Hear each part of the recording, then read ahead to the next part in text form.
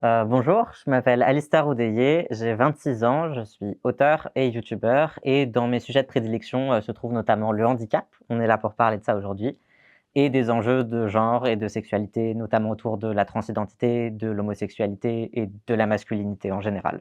La majorité des handicaps avec lesquels je vis aujourd'hui, c'est des handicaps avec lesquels je suis né, même s'il y en a qui se sont, dégradés au cours de ma vie. Mais un truc qui est intéressant et pas très rare, c'est que je savais pas que j'étais handicapé quand j'étais enfant, quand j'étais ado et c'est plus tard, en devenant adulte et en vraiment me rendant compte que, bah, je m'en sortais toujours pas et que j'avais des difficultés et que j'avais pas l'impression que les autres gens autour de moi avaient autant de difficultés, que j'ai fait des recherches et que j'ai réalisé, notamment à l'époque que j'étais autiste et que j'ai cherché à avoir un diagnostic que j'ai eu dans les années qui ont suivi. Pour moi, c'est important de raconter ça parce que j'ai l'impression que quand on parle de handicap, souvent les gens s'imaginent que quand on est handicapé, quelqu'un vient nous le dire. Un jour, on est chez un médecin et qui nous dit: «Bon, bah, voilà, vous êtes handicapé» et bien sûr, ça arrive, mais dans plein de cas, on est handicapé longtemps avant de découvrir qu'on est handicapé. Notamment pour les handicaps, bah, voilà, comme, par exemple l'autisme. On a toujours vécu comme ça, donc on n'a rien pour comparer, donc c'est difficile de se rendre compte qu'on fonctionne pas comme les autres. Moi, ça a été le cas aussi, pour mon handicap physique, le syndrome d'Ehlers-Danlos, où, bah, en fait, maintenant, avec le recul, je me rends compte que toute ma vie, il y a des choses qui ont été difficiles pour moi à faire, comme, rester debout longtemps ou, faire du vélo ou des choses comme ça. Mais j'avais l'impression que c'était difficile pour tout le monde. Je me disais: «Bah oui, c'est chiant d'être debout, tout le monde sait ça, c'est pas spécifique à moi» et maintenant, avec le recul, je me dis: «Ah oui, en fait, c'était probablement plus difficile pour moi depuis le début» et ça me paraît important quand on aborde des sujets autour du handicap, de bien prendre en compte que des personnes handicapées qui ne savent pas encore qu'elles sont handicapées, mais qui le sont déjà, il y en a beaucoup. Et donc on s'adresse pas juste à des gens qui savent qu'ils sont handicapés, on s'adresse à tout le monde parce qu'en fait, des gens qui s'ignorent, il y en a plein aussi. Donc le syndrome d'Ehlers-Danlos, ça s'écrit en 2 mots. Ehlers et Danlos, c'est les mecs qui ont découvert cette maladie, ça n'a rien à voir avec les os. En fait, c'est une maladie du tissu conjonctif, c'est-à-dire les tissus qui dans le corps servent à accrocher les morceaux du corps ensemble, en gros. Donc il y en a partout. Il y a plusieurs types de SED, le syndrome d'Ehlers-Danlos, et le plus courant, celui que j'ai, c'est le type hypermobile qui touche surtout les articulations. Et donc, comme les articulations sont trop élastiques, les tendons, les ligaments, tout ça, et ben, elles peuvent se déboîter, faire des entorses facilement, faire des luxations facilement, etc. Donc, forcément, ça cause des douleurs et des blessures, etc. Et comme du collagène, donc le tissu conjonctif, il y en a dans tout le corps, bah, ça peut aussi impacter les fonctions cardiaques, les fonctions cognitives. Il y en a partout, donc tout est pénible, en gros.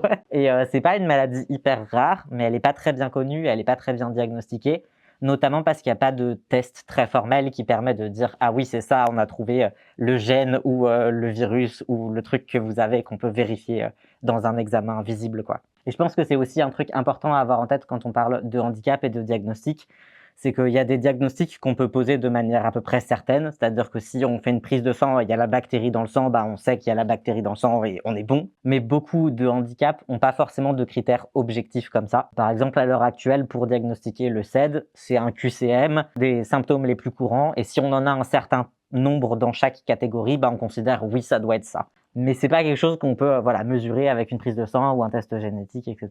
Dans le cas du SED hypermobile, dans les autres types, des fois, il y a des tests un peu différents. Mais avec tous les tests psychiatriques, c'est la même chose. Le diagnostic d'autisme, c'est pas un truc qu'on peut se dire ah voilà, j'ai mesuré comme il faut et donc c'est sûr, c'est ça qui se passe. Voilà à quoi ça ressemble l'autisme et si ça correspond à vous, bah vous êtes probablement autiste et c'est tout. Et du coup, pour moi, c'est important d'avoir ça en tête parce que d'une part, ça explique pourquoi il y a autant de personnes qui mettent du temps à être diagnostiquées et pourquoi c'est compliqué. C'est pas la seule raison. Il y a aussi que les médecins sont pas forcément bien formés et essayent pas forcément très fort de diagnostiquer les gens. Mais oui, la santé et le handicap, c'est plus compliqué que on a telle chose, on va chez le médecin, il passe les tests et on a une fiche qui nous dit OK, c'est officiel, vous avez tel truc. Il y a plein de gens qui savent qu'ils sont handicapés, dont on peut voir qu'ils ont des problèmes de douleur, de mobilité, etc. Mais on sait pas pourquoi en fait et on saura pas forcément à un moment donné. Et c'est important parce qu'on a tendance à conditionner les aides et le fait de reconnaître que les gens sont handicapés au fait d'avoir un diagnostic, alors que c'est pas toujours possible d'avoir un diagnostic, que les diagnostics, c'est des outils qui peuvent être approximatifs dans plein de cas. Donc ce qui est important, c'est surtout d'évaluer les difficultés et les besoins des personnes, et pas forcément le diagnostic en soi, qui peut être utile pour trouver des traitements adaptés, mais qui n'est pas utile pour, par exemple, bah, en fait, j'ai mal et le fauteuil m'aide, donc je devrais avoir droit à un fauteuil roulant et je devrais pouvoir accéder au lieu en fauteuil roulant. Pour ça, il n'y a pas besoin de diagnostic, par exemple. Il ne devrait pas y en avoir besoin. Moi, mon parcours de diagnostic, ça a été que à 20 ans, plus ou moins, on va dire, je suis retourné à la fac pour continuer mes études et je savais que j'étais pas en état de faire mes études sans aménagement lié au handicap. Je savais que j'étais autiste, mais j'avais pas de diagnostic. Mais pour pouvoir demander à la fac de l'aide, et cetera, c'était, important d'avoir un diagnostic pour pouvoir prouver que j'étais assez handicapé. Et du coup, c'est là que j'ai fait les démarches de diagnostic d'autisme. Ce qu'il faut savoir, c'est que les diagnostics d'autisme, comme beaucoup d'autres diagnostics en France, il existe des centres publics, les CRA, qui servent à diagnostiquer ça, mais il y a souvent des longues listes d'attente. Moi, à l'époque où je l'ai fait, j'ai contacté celui de Lyon et ils m'ont dit on a 4 ans d'attente, donc je ne pouvais pas faire ça avant de reprendre mes études. Heureusement, il se trouvait que j'avais les moyens de payer 650 € et de faire mon diagnostic chez un psychologue privé. Mais tout le monde n'a pas ces moyens-là et c'est une des autres raisons pour laquelle on ne peut pas conditionner l'aide au diagnostic, parce que les diagnostics, c'est long et c'est cher. Et malheureusement, même si on a la sécu et tout ça et que c'est super, c'est pas du tout parfait, notamment quand on parle de handicap. J'avais pas forcément besoin pour moi-même d'avoir ce diagnostic, mais j'en avais besoin administrativement, donc je l'ai fait. Après ça, mes problèmes de douleur chronique et de fatigue chronique se sont aggravés. J'ai commencé à avoir de plus en plus de mal à marcher et j'ai arrêté mes études à cause de ça. J'ai cherché un diagnostic et cette fois-là, c'était pas forcément pour des raisons administratives, c'était parce que j'avais besoin d'aide médicale, que j'avais besoin de trouver des moyens de soulager mes douleurs, et cetera. Pour ça, le diagnostic a aidé parce que, par exemple, je porte des vêtements compressifs comme ça et c'est quelque chose qu'on prescrit aux personnes qui ont un syndrome d'Ehlers-Danlos parce qu'on sait que c'est efficace dans ce type de douleur. Et du coup, le fait d'avoir un diagnostic a permis pour moi d'accéder à cette aide qui m'est très utile. Mais encore une fois, on pourrait prescrire ce genre d'aide à des gens qui n'ont pas de diagnostic. Il se trouve que c'est toujours plus facile avec un diagnostic. Donc pareil, ça m'a encore coûté des centaines d'euros, mais je l'ai fait quelques années après mon diagnostic d'autisme. Et ça m'a permis d'avoir accès à des aides médicales qui m'aident vraiment au quotidien et c'est pour ça que je l'ai fait. Après mon diagnostic de syndrome d'Ehlers-Danlos, j'ai pas repris mes études parce que je me suis rendu compte que même avec des aménagements, je voyais pas comment j'allais pouvoir continuer dans l'état de santé dans lequel j'étais à ce moment-là. Et ça faisait plusieurs années aussi que je faisais ma chaîne YouTube et que je me suis dit que c'était l'occasion pour moi de me lancer là-dedans comme étant juste mon métier, de pas faire des études à côté. Comme j'avais pas beaucoup d'énergie et de temps et de capacité de travail, je savais que si j'essayais de faire autre chose, j'allais pas vraiment pouvoir faire mes vidéos. Donc du coup, j'ai saisi l'opportunité d'être retourné vivre chez mes parents parce que j'étais trop handicapé pour vivre tout seul pour faire des vidéos dans ma chambre pendant 1 an. En plus, c'était l'époque du confinement, tout le monde était sur YouTube, ça marchait très bien. Et du coup, ça m'a permis aussi de prendre un peu le temps de récupérer en étant chez mes parents, de pouvoir me reposer et me repréparer à me relancer dans la vie autonome avec mes handicaps. Et c'est aussi à ce moment-là que j'ai fait mon dossier MDPH. La MDPH, c'est la Maison départementale des personnes handicapées et c'est l'institution en France qui gère les aides liées au handicap. Donc si on veut demander un financement pour un fauteuil roulant, parce que non, c'est pas remboursé par la sécurité sociale, ce serait trop facile. Si on veut demander des aménagements au travail, si on veut demander certains aménagements à l'école ou dans les études, et notamment dans mon cas, si on veut demander de l'AAH, qui est l'allocation qui permet de vivre quand on peut pas travailler parce qu'on est handicapé, il faut passer par là, il faut faire un dossier qui fait genre 40 pages. Moi, la MDPH a mis 18 mois à traiter mon dossier. Je ne dis pas ça pour décourager les gens de le faire parce que c'est important de le faire quand même, mais c'est compliqué et c'est long. Et du coup, moi, j'ai fait ce processus-là parce que je me suis rendu compte que mes douleurs et ma fatigue et mes difficultés liées au handicap en général me permettaient pas d'avoir un emploi. Et à l'heure actuelle, au mieux de ma forme, je travaille 10 heures par semaine, sachant que je travaille chez moi, que j'ai pas de temps de déplacement, que je suis tout seul, que je travaille dans mon lit les 3/4 du temps, etc. Donc on voit bien que je pourrais pas avoir accès à un emploi salarié traditionnel. Et donc j'ai besoin de cette allocation-là pour pouvoir survivre, tout simplement. Forcément, c'est un des plus gros impacts pour moi au quotidien parce que le monde du travail, c'est une grosse place dans le quotidien de la majorité des adultes. Avoir de l'argent pour survivre, c'est une grosse chose dans le quotidien de la majorité des adultes. Donc voilà, pour moi, ça a été un peu le besoin auquel il était le plus urgent de répondre, qui était d'avoir de l'argent pour vivre. Et la deuxième chose, c'est que du coup, j'avais beaucoup de problèmes de mobilité et j'avais envie d'avoir un fauteuil roulant qui me permette de me déplacer plus facilement. Et pareil, j'ai attendu 1 an et demi la réponse de la MDPH qui m'a dit « non, vous marchez actuellement, donc vous n'avez pas besoin de fauteuil ». Donc j'ai dû payer mon fauteuil à 4 000 € tout seul. Et après, j'ai refait un dossier MDPH, ils m'ont dit « Ah oui, vous avez besoin d'un fauteuil, vous en utilisez un, donc on peut vous rembourser maintenant. Par contre, c'est pas rétroactif, donc on vous remboursera pas celui que vous avez déjà. » Mais voilà, en tout cas, j'ai quand même eu la chance et le privilège de pouvoir avoir l'allocation dont j'avais besoin, d'avoir l'argent pour payer mon fauteuil roulant. Et maintenant, j'habite dans un logement qui est accessible. J'ai des outils, des aides à la mobilité qui me permettent de sortir de chez moi. Et j'ai une allocation qui me permet de faire les horaires de travail que je suis capable de faire. Et c'est tout ça qui me permet de vivre une vie qui est épanouissante et fonctionnelle. Et j'en parle parce qu'on se dit souvent que ce qui impacte négativement la vie des personnes handicapées, c'est le handicap ou la maladie en soi. Et c'est jamais fun d'être malade et fatigué et d'avoir mal. Mais les paramètres principaux de est-ce que je suis heureux et est-ce que je peux fonctionner et est-ce que je peux avoir une vie sociale et affective, etc. C'est pas à quel point je suis malade, c'est à quel point j'ai accès aux soins, à quel point j'ai accès au logement, à quel point j'ai accès à du temps libre et de l'énergie où je peux faire des choses avec des gens. Et donc, c'est vraiment ça en tant que société qu'on doit mettre en place pour permettre aux personnes handicapées d'exister et de vivre une vie intéressante. Pour moi, c'est toujours un peu difficile de parler de mon rapport au corps et au handicap sans parler en même temps de transidentité, parce que du coup, je suis un homme trans.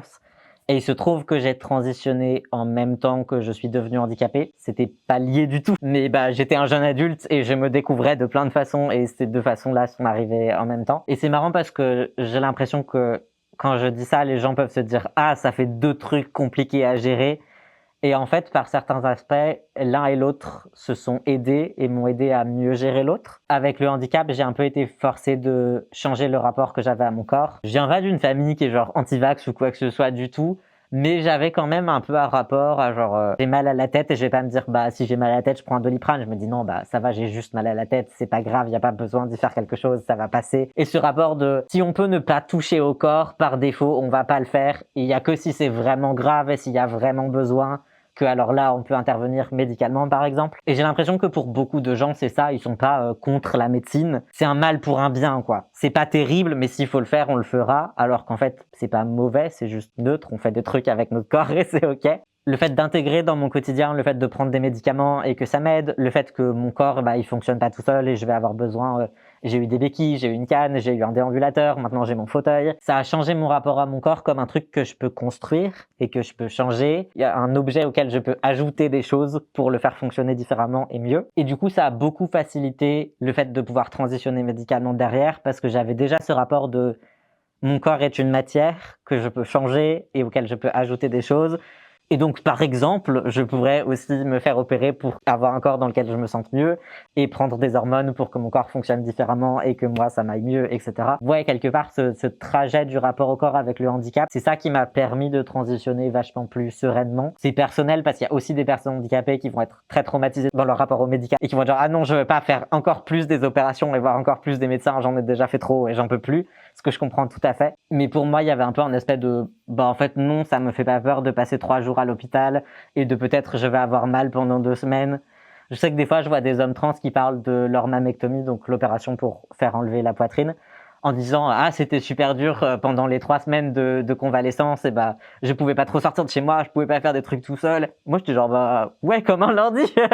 Et c'est vrai que moi la convalescence de ma mammectomie par exemple je l'ai pas du tout mal vécu. J'étais genre oui il faut que je passe 2 semaines chez moi, genre un peu rester dans mon lit et avoir besoin d'aide pour faire à manger et sortir mon chien, normal quoi. J'aime pas forcément les discours des gens qui disent ah oui en fait mon handicap a fait de moi une meilleure personne, ça a changé ma vie, genre maintenant j'ai plus d'empathie ou je sais pas quoi. C'est pas pour juger mais je suis toujours un peu genre les personnes handicapées sont des personnes, il y en a des qui sont sympas, il y en a des qui le sont pas, c'est pas forcément lié. Mais c'est vrai que pour moi le fait d'être handicapé m'a forcé à faire un travail sur mon rapport au corps et je suis vraiment reconnaissant de ça parce que je me sens beaucoup plus apaisé en étant capable de considérer mon corps comme quelque chose qui change et que j'ai le droit d'influencer et que j'ai le droit de changer et j'ai le droit de choisir la manière dont je l'utilise pour que juste ça m'aille le mieux. Et c'est pas grave si c'est pas la manière la plus normale ou si c'est pas celle dont on attend de moi ou si c'est une manière où j'ai besoin d'aide pour pouvoir faire de cette manière-là. Et c'est ok, même s'il y a des choses que je pourrais faire tout seul, en fait des fois je les fais mieux avec de l'aide et du coup je demande de l'aide et c'est tout et c'est pas grave. Et il n'y a pas besoin d'attendre d'être dans une détresse absolue ou dans une douleur absolue pour faire des changements et demander de l'aide. Et j'ai vraiment appris ça avec le handicap et ça me sert pas que pour le handicap. Donc je trouve ça très chouette d'avoir pu faire ce travail dans mon rapport à moi. Le truc quand je parle de mes relations amicales ou affectives, romantiques, sexuelles, etc., c'est que j'ai l'impression que peut-être on s'attend à ce que je parle de comment j'ai des relations avec des personnes qui sont pas handicapées, et genre l'écart qu'il y a là-dedans et comment on communique et tout. Mais j'ai jamais fait ça. Mes amis sont tous handicapés, mes partenaires sont tous handicapés. Et c'est pas pour dire qu'il n'y a pas une seule personne pas handicapée dans ma vie, parce que évidemment je sors de chez moi et voilà. Mais mon cercle social et ma vie quotidienne, c'est pas je suis l'handicapé dans un groupe de personnes non handicapées. Ça veut pas dire que j'ai rien à dire sur le sujet, mais du coup, j'ai un peu l'impression de pas être là où on m'attend et où on a envie d'apprendre des choses. Parce que souvent, quand les gens s'adressent à des personnes handicapées pour genre comprendre le handicap ou parler de handicap, ce qu'ils ont envie de savoir, c'est comment vous faites avec les gens normaux. Je vais leur dire, je leur parle pas. Du coup, je me dis, ah, comment parler de ça? Parce que c'est pas ça qu'on attend de moi, mais la vérité, c'est que je peux juste dire la vérité. Et je trouve que c'est aussi intéressant de le dire parce qu'effectivement, on a tendance à représenter le handicap comme une expérience isolée où, en général, il va y avoir genre une personne handicapée par-ci, par-là. Déjà, statistiquement, c'est pas vrai, des gens handicapés, il y en a beaucoup. Mais en plus, c'est encore moins vrai dans la vie des personnes handicapées. Il y a plein de handicaps qui sont plus ou moins héréditaires, et donc du coup, il y a un certain nombre de personnes handicapées qui ont d'autres personnes handicapées dans leur famille, qu'elles soient diagnostiquées ou pas, et c'est aussi un obstacle au diagnostic des fois, parce qu'on dit, bah non, c'est pas un trait autistique, mes frères et sœurs, ils font tous ça, genre, oui, c'est pas une preuve. Mais le problème, c'est que si personne n'est diagnostiqué dans la famille, le fait d'un jour arriver et dire en fait je suis autiste et tout ça, c'est des traits autistiques, tu peux pas le faire sans plus ou moins explicitement être en train de dire vous êtes tous autistes les gars. Et donc c'est compliqué d'avoir cette discussion avec des gens qui sont pas prêts à l'avoir, qui ont pas envie de se définir comme ça et qui du coup vont peut-être nier le diagnostic et dire ah bah non en fait non t'es pas autiste, tel truc c'est normal parce que je fais la même chose et moi je suis normal hein. Voilà, c'est vrai que les handicaps familiaux, ça un peu à deux tranchants. Des fois, ça peut aider d'avoir un groupe familial dans lequel il y a des gens qui nous ressemblent et qui ont des besoins similaires. Mais en même temps, des fois, au lieu que ce soit je suis dans un environnement où les gens ont les mêmes besoins que moi et du coup c'est adapté, c'est je suis dans un environnement où les gens ont les mêmes besoins que moi, qu'ils ont jamais respecté toute leur vie et du coup ils vont attendre que je fasse ça et si je demande autre chose, ça va être insupportable comme demande parce que ça dit quelque chose de leur vie à eux. Et en plus de ça, en plus de la famille, il y a aussi beaucoup de personnes handicapées qui fréquentent d'autres personnes handicapées, que ce soit par choix ou de fait parce que bah on est dans des lieux qui sont accessibles et on a envie d'être avec des gens qui comprennent ce qu'on vit et qui vont pas poser des questions bizarres. Et bah là, actuellement, avec le Covid, la majorité des gens ont arrêté de prendre des précautions. Donc, quand on a une maladie qui nous rend à risque, de fait, on se met à fréquenter que des personnes qui sont aussi à risque parce que c'est les seules qui prennent des précautions et qui vont du coup pas nous infecter quand on passe du temps ensemble. Donc il y a plein de phénomènes comme ça qui font que les personnes handicapées sont en fait dans plein de cas entourées d'autres personnes handicapées. Et je pense que c'est pas une mauvaise chose. Il y a des mauvais aspects à ça, notamment quand on est obligé d'être entre nous parce qu'on n'a pas accès au reste, ça c'est un problème. Mais le fait qu'on se retrouve entre nous, c'est pas un problème et pour moi c'est même très important parce qu'un gros paramètre de ce qui construit les difficultés du rapport à soi quand on est handicapé et de la manière dont on se juge, c'est qu'on se compare à des standards qu'on peut pas atteindre et qu'on se dit ah les autres font tel et tel truc et je le fais pas, donc je dois être fainéant, donc je dois pas faire assez d'efforts, donc je suis nul, donc c'est normal que les gens aient pas envie de passer du temps avec moi ou que sais-je. Et le fait de fréquenter d'autres personnes qui ont leurs limites comme nous, ça aide à remettre en perspective et à se dire ah en fait il y a d'autres personnes qui fonctionnent comme ça et elles ont de la valeur et je les apprécie et j'aime passer du temps avec. Moi mon copain est handicapé aussi et le fait que quand lui je sais pas, il a une crise de douleur et du coup on devait passer du temps ensemble et en fait toute la journée il est coincé au lit. Moi je vois bien que ça m'embête pas, évidemment j'ai de l'empathie pour lui, j'ai pas envie qu'il ait mal, mais je me dis bah c'est pas grave, on passe la journée ensemble au lit, je fais d'autres trucs, je m'en fiche, ça me pèse pas. Bah ça me permet de me dire bah si moi ça m'arrive, les autres autour de moi sont pas obligés de se dire que c'est un poids ou que c'est dommage ou je sais pas quoi. Et du coup je trouve que c'est vraiment précieux d'avoir cette communauté là et ces relations-là avec des personnes handicapées. Voilà, ça permet vraiment de se donner d'autres perspectives dans la vie et de se comparer à des modèles plus raisonnables. Et c'est bon pour la santé mentale. Moi, du coup, personnellement, c'est vrai que j'ai quasi exclusivement été en relation romantique, sexuelle, etc. avec d'autres personnes handicapées. Donc, j'ai pas été beaucoup confronté à ces questions-là. Mais je vois bien que le fait de « Ah, mais comment on fait pour… sortir avec une personne handicapée ou coucher avec une personne handicapée, c'est un truc qui revient. Le jour, j'étais sur le Reddit Gay Bros, comme ça peut arriver. Et genre, quelqu'un avait fait un post en mode « Ah, j'avais matché avec ce gars sur Tinder et quand je suis arrivé, en fait, il était en fauteuil et j'étais genre… Je savais pas quoi faire et en fait… Et donc, tout le monde débattait de si c'était normal ou pas de vouloir que les gens nous préviennent qu'ils sont handicapés à l'avance ou ce genre de truc. Enfin, il y a tout un tas de débats un peu sur comment on est censé aborder ces questions dans nos relations affectives et sexuelles, qui d'ailleurs, si je peux me permettre, ne sont pas sans lien avec les mêmes débats qu'on a sur les personnes trans. Et enfin, moi, c'est quelque chose que je remarque beaucoup dans mon travail, qu'il y a plein d'enjeux sur le handicap et la transidentité qui se regroupent vraiment.